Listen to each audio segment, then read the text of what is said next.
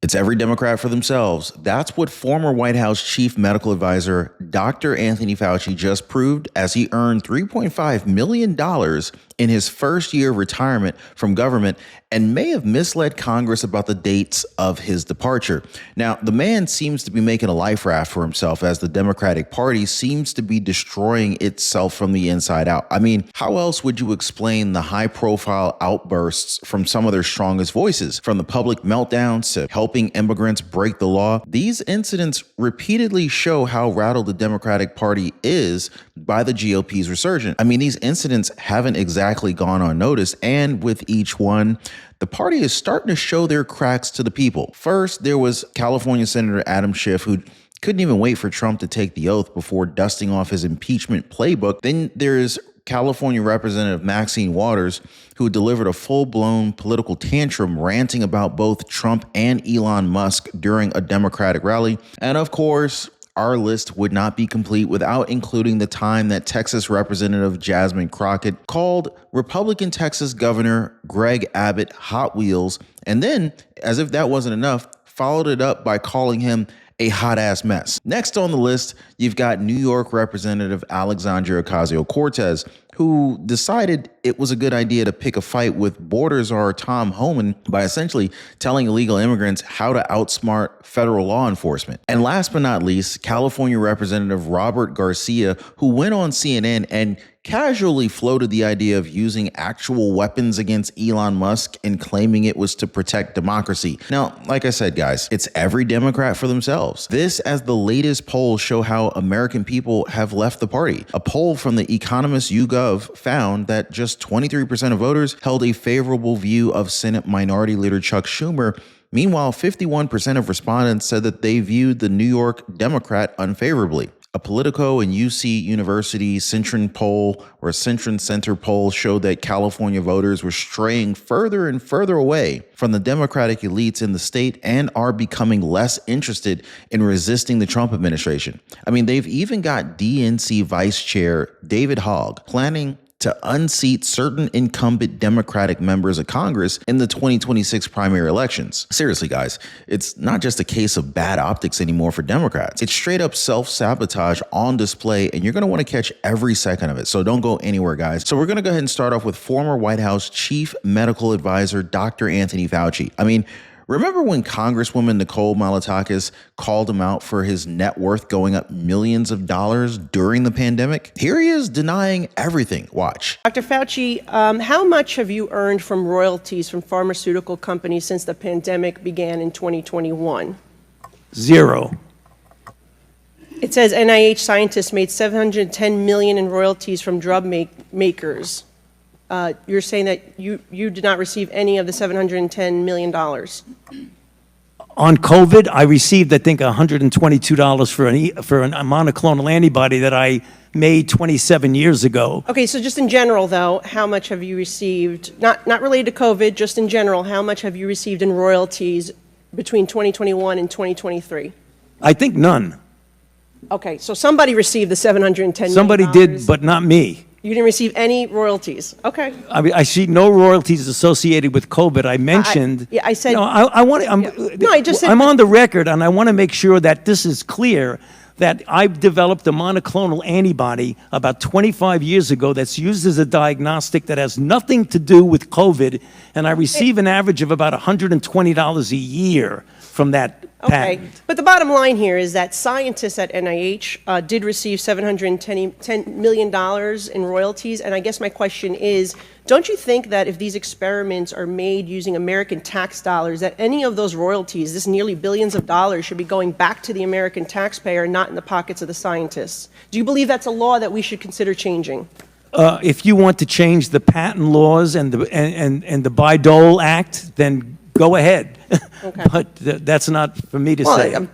I mean, the whole idea that a public employee can be paid $480,000 in salary and then profit personally from royalties on the product of their government work is an obscenity. And now they're learning about how Dr. Anthony Fauci earned $3.5 million in his first year of retirement from government and may have misled Congress about the date of his departure. You see, they just found out that Dr. Anthony Fauci received several six-figure deposits through 2023, totaling $1.5 million, or rather $1.15 million.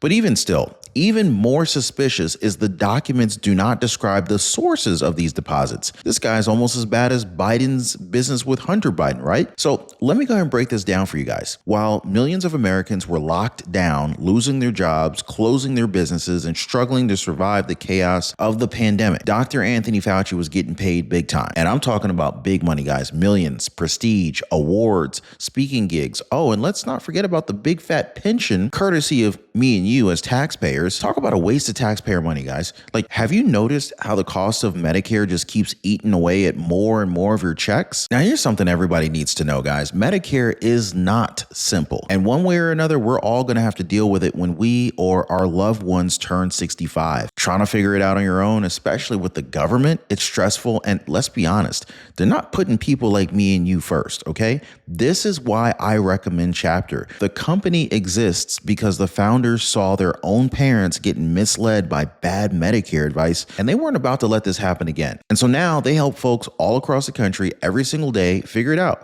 Just like Julie in Kansas, who saved $400 a year after being stuck in a plan that overcharged her to just to see her own doctor. Or how about Jamie from Texas, who got $600 back in her Social Security check? How about that? Guys, Chapter's team compares every plan available. They don't just push a few, they actually check them all. And they treat you like family while they do it. So guys, it's completely free, which I love. There's no pressure, just real help when you need it the most. So definitely hit them up, link in the description down below. You should also see their phone number on the screen right now. Now, apart from that, guys, in March 2023, Fauci secured a $5 million book deal for his memoir with Penguin Random House subsidiary. Now let that sink in, okay? $5 million for a man who, let's be real, guys, was at the center of one of the most confusing and controversial public health responses in modern history. And get this, that news dropped the same month as congressional memo came out revealing that Dr. Anthony Fauci had privately prompted an influencer paper used to discredit the theory that COVID-19 could have actually come from a lab in Wuhan. Let me repeat that, guys. He helped shape the very paper that was later used to shut down public debates about the lab leak theory, all while publicly playing the neutral science guy role. That's not science, that's narrative control. Dr. Anthony Fauci wasn't following the science. He was managing the optics, and we all paid the price for it, did we not? Now, just a few months later, in July 2023, he began a cushy role at Georgetown University, not just in the School of Medicine, but also in the School of Public Policy, because apparently steering us through contradictory mandates and lockdowns somehow qualifies you to teach policy now. But wait, 2 weeks after his Georgetown appointment, the co-authors of the same lab leak dismissal paper testified to Congress. And what did he say? That they had collaborated closely with Fauci throughout the process. So Fauci wasn't just a distant supporter of the paper. He was actively involved behind the scenes while pretending to be above the fray. I mean, this guy basically curated the official COVID narrative. Then he denied any responsibility. It's kind of like writing the script, casting the actors, and then claiming you never saw the movie. Now, let's talk about 2023, guys, his so-called retirement year. While supposedly stepping away from public service, Fauci accepted paid speaking gigs with major special interest groups like the National Association of Chain Drugstores and AHIP, the American Health Insurance Plans. So these groups, they have major stakes in healthcare policy, the same policy that Fauci influenced for decades as head of the NIAID. Let that sit for a second, guys. The man who led our national response to COVID was now rubbing shoulders with and getting paid by some of the very powerful lobbies that shaped the healthcare landscape during the pandemic. And hey guys, I keep getting messages from you guys, comments saying, hey Ron, I keep missing your videos. I keep missing the breaking news. Can you please make sure I get notified? So I've taken care of you guys. All you got to do is hit the link in the description down below this video or in the pinned comment and join the breaking news newsletter. That's it, totally free. Meanwhile, his personal fortune just kept growing from $7.6 million in early 2019 to about $15 million by the end of 2023. Guys, that's W you guys, something even Wall Street hedge funds could wish for. Fauci didn't just survive the pandemic, he thrived during the pandemic. While people were missing funerals and closing family businesses, he was out there cashing checks left and right and accepting medals like a war hero. Oh, then there were the medals. In 2023, Dr. Anthony Fauci was awarded Columbia University's Calderon Prize for $50,000 and the Lean Hard Prize from the National Academy of Medicine for another $40,000. Just stacking trophies and checks like it's award season. So that's what, $90,000 right there in just those two awards. And let's not forget, this was all while he earned the highest salary in the entire federal government in his final year. Over $480,000 Fauci got paid that year. So he actually even got paid more than the president of the United States. Plus, of course, a six-figure pension. And if that weren't sketchy enough for you, he told Congress that he retired in December 2022, but that didn't happen. Internal emails showed Dr. Anthony Fauci delayed his retirement until January 6, 2023, just 3 days after the new Congress was sworn in. Why? So he could keep his taxpayer-funded security detail. Yep, Fauci requested protection from the U.S. Marshal Service, and the paperwork for that, a special MOU or Memorandum of Understanding, was still being cleared in late December. He stayed on the books to make sure that protection was locked in. And how much did that cost taxpayers? Around $15 million. Now think about that, guys. The U.S. Marshals, who usually chase fugitives and protect judges, they were assigned to guard a retired bureaucrat. Unprecedented. Then in 2024, he gave testimony under oath stating that his retirement had occurred in December 2022, directly contradicting the internal records. And just when you think it couldn't get any more insane, in January 2025, President Joe Biden quietly issued a pardon for Fauci amid allegations that he misled Congress about NIAID's involvement in risky gain-of-function research in Wuhan. So, to sum it all up, $5 million book deal, millions more in net worth gains, paid speaking gigs with politically influential organizations, multiple cash rewards from academia, the highest government salary, a six-figure pension, taxpayer-funded security as a private citizen, and of course, let's not forget, a presidential pardon to top it all off. I'm surprised he didn't ask for sprinkles. Meanwhile, America was stuck dealing with lockdown trauma, learning loss, economic devastation, and an ever-changing web of public health guidance that often felt like it was based more on politics than actual science. Mask, no mask, business hours or this or that. So yeah, Dr. Anthony Fauci didn't just retire, he cashed out. He leveraged his role during one of the darkest times in modern history to build a personal empire. And now he's living large, while the rest of us are still asking questions that he never really answered. Par for the course, I guess, for a Washington Democrat, I have to say. But guys, drop a quick yes or no in the comments down below. Hit the like button if you agree. Also, don't forget to subscribe to the channel. There's a little bell icon. Hit that bell icon so you're notified when I drop new videos. All right, so let's continue with this tear down of the Democratic Party, shall we? I mean, they're pretty much bringing it on themselves. What with all the public outbursts and meltdowns, the Party of Unity sure knows how to divide when things don't go their way. You know what I mean? So there's Senator Adam Schiff, who floated the idea of impeachment even before Trump took office. And, investigations and questions about his conduct and so forth that you were very focused on, others were as well. That will be secondary? Well, I think we hope for the best. We keep a focus on trying to get positive, affirmative things done for the country. But a lot will depend on how he chooses to govern. If he violates the law, if he violates the Constitution, if he abuses his office, we will vigorously push back, fight back, stand up to him, as we had to do during his first term in office. But my priority is to try to get things done for my California constituents, realizing, though, they also expect me to stand up to him when he attacks the Constitution or their freedom. Congresswoman Maxine Waters losing it over Trump and Elon Musk over her evidenceless rant. Hello, everybody. We have convened here in the right place, the Treasury Department. We have got to tell Elon Musk, nobody elected your ass. Nobody told you you could get all of our private information. Nobody told you you could be in charge of the payments of this country. We have told you you've made enough money off our government yourself. And now you want to take everybody else's payroll and make sure that they don't make the kind of money that you've made. Oh, you want to use our money to go to Mars? No. We want to use our money right here in Washington, D.C., in this country. We want to make sure that all of our federal employees are protected. We've got to make sure that you know and understand nobody elected you. You think you're the president of the United States of America, the co-president that can take over, go into our private payment system and do whatever you want to do. You got another thought coming. We're going to stop you right now.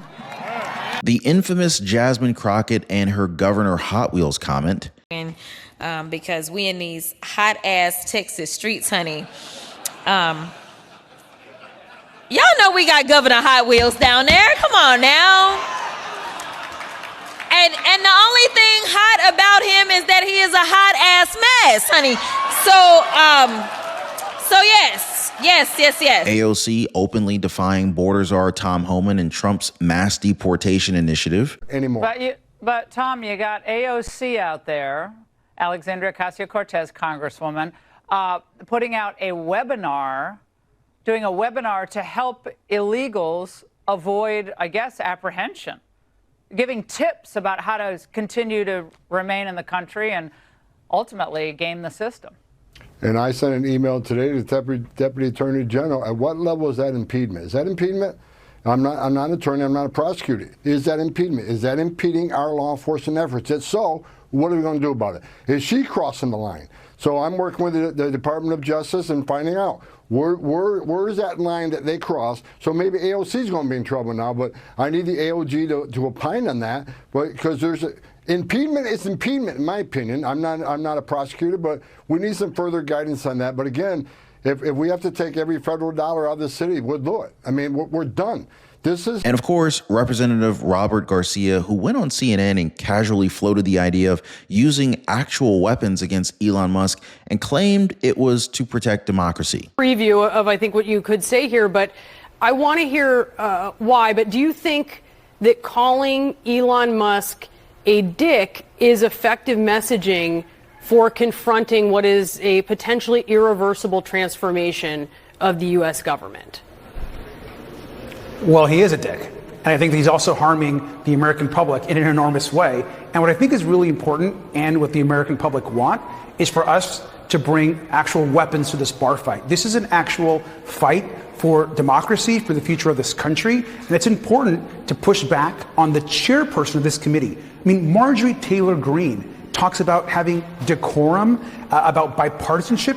This is the person that lies more than anybody else in the entire Congress. And so if she is going to make a mockery of hearings, I want to make sure that us as Democrats are bringing that same level of energy. And of course, after those comments, we went into exactly what Elon Musk is trying to do, dismantling the Department of Labor, dismantling the Department of Education, dismantling all of our consumer protection agencies. And so it's all important, but it's also important to get the attention of the American public and call Elon Musk out for what he is, and to make people know that Marjorie Taylor Greene is not a serious legislator and she shouldn't be treated as such. So yeah, this is the leadership that Democrats are offering. If so, no thanks. Have you seen Chuck Schumer's polls lately? 23% of voters held a favorable view of Chuck Schumer, while 51% of respondents say that they view the New York Democrat unfavorably. A big drop from January when his favorability among voters was 30%, while 41% of respondents said they viewed him unfavorably. Democratic lawmakers have even called for Chuck Schumer to step down. And interestingly enough, Democrat New York Representative Alexandria Ocasio-Cortez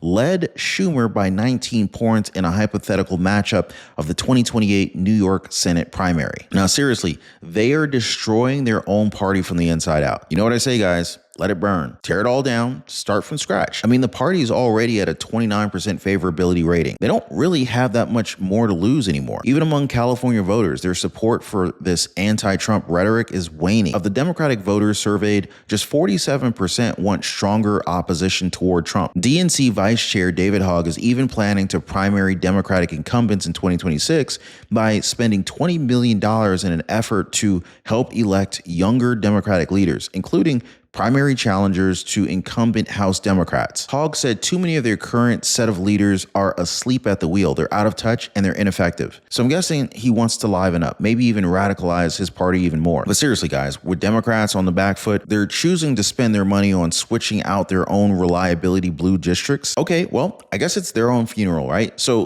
who are we to stop them from planning it, right? Well, let me know what your thoughts are on this one. Drop a quick comment down below. Let's get a conversation going. Also, check out our recommended videos for some great discussions. As always, thanks for hitting the like button and subscribing. We'll see you guys on the next one.